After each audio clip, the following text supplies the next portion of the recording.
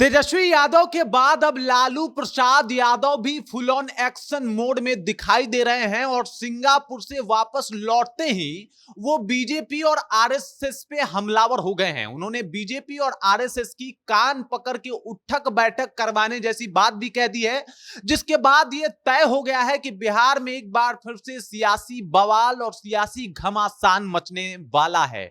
क्या कहा है लालू प्रसाद यादव ने, उसी के बारे में हम बातचीत करने वाले हैं। लेकिन उससे पहले मेरा परिचय जान लीजिए। मेरा नाम है रजत और आप देख रहे हैं जनता जंक्शन। आपको पता होगा कि 10 दिन पहले, लगभग 10 दिन पहले लालू प्रसाद यादव अपने रूटीन चेकअप के लिए सिंगापुर जाते हैं और उसके बाद जब सिंगापुर से वो वापस आते हैं तो एयरपोर्ट पे उन्हें मीडिया वाले घेर लेते हैं।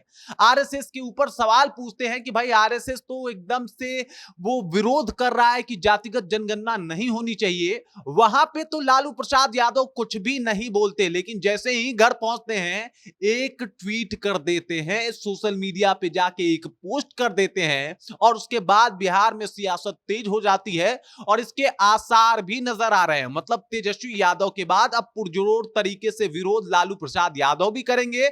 बिहार विधानसभा चुनाव 2025 में मुखरता से अब लालू प्रसाद यादव तेजस्वी के साथ खड़े दिखाई देंगे। उनका अनुभव तेजस्वी के साथ खड़ा दिखाई देगा और आपको बता दूं कि बिहार विधानसभा चुनाव में अब वो भी हमलावर आपको दिखेंगे और इसका सबूत उन्होंने दे दिया है। उन्होंने पहला पोस्ट ऐसा कुछ कर दिया जिसके बाद में बिहार में सियासत तेज होना, सियासी घमासान होना बिल्कुल तय माना जा रहा है। लालू प्रसाद आते हैं वापस सिंगापुर से, पहला पोस्ट करते हैं आरएसएस और बीजेपी को टारगेट करके। सबसे पहले वो एक फोटो शेयर करते हैं, जिस फोटो में एक न्यूज का एक पोस्ट है जिसमें वो लिखता है कि समाज की एकता और अखंडता के लिए खतरा है जातिगत जनगणना, और ये बात आरएसएस की है। इस बात को शेयर करने के साथ वो एक पोस्ट लिखते भी हैं और वो लिखने में बताते हैं कि इन आरएसएस बीजेपी वालों का कान पकड़ दंड बैठक करा, इनसे जातिगत जनगणना कराएंगे। उसके बाद लिखते हैं कि इनका क्या औकात है जो ये जातिगत जनगणना नहीं कराएंगे।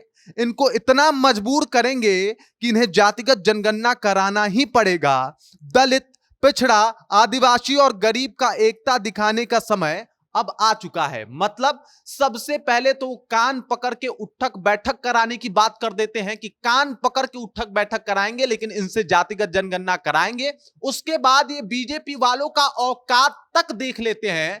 कहते हैं कि इनकी क्या औकात है कि ये जातिगत जनगणना ना होने दें। इनका पूरा औकात देख लेंगे लेकिन जातिगत जनगणना कराएंगे। और उसके बाद बता रहे हैं कि ये वक्त है जितने भी दलित हैं, पिछड़ा है, अति पिछड़ा वर्ग के लोग हैं, वो अब एक साथ आए और इनको इनकी सही जगह दिखा दें।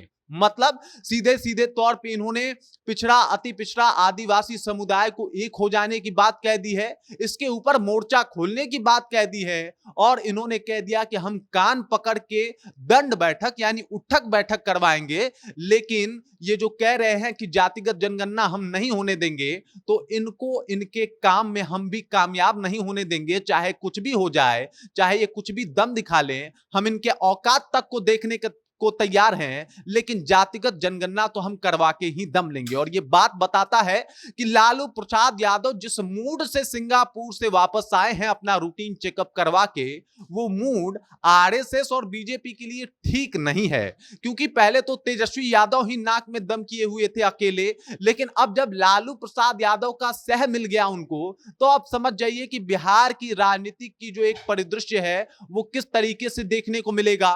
लालू प्रसाद यादव अगर पुराने एक्शन मोड में वापस आ जाते हैं तो आपको भी ये पता है कि किस तरीके का वो माहौल बना सकते हैं। और उनका पहला पोस्ट इसी बात की तरफ इशारा करता हुआ दिखाई दे रहा है कि लालू यादव पुराने फॉर्म में वापस आ गए हैं। यूं कह सकते हैं कि गब्बर की वापसी हो गई है। और जिस मूड में गब्बर की वापसी हो गई है उससे बीजेपी और आरएसएस को भारी खतरा बिहार विधानसभा चुनाव से पहले होने वाला है। क्योंकि उन्होंने एक ही पोस्ट में बीजेपी की औकात दिखा दी। उन्होंने एक ही पोस्ट में बीजेपी के कान पकड़ के उठक बैठक कराने तक की बात कर दी और एक ही पोस्ट में उन्होंने आदिवासियों को, पिछड़ों को और अति पिछड़ों, दलित समुदाय को एक हो जाने की बात कह के मोर्चा खोलने की बात कह कह दी है।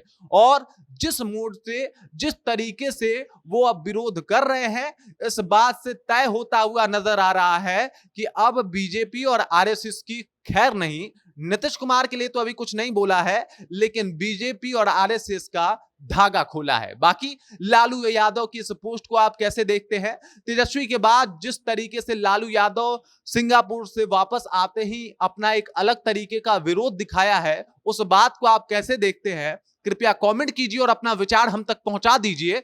बाकी आप देख रहे हैं जनता जंक्शन और मेरा नाम रजत है।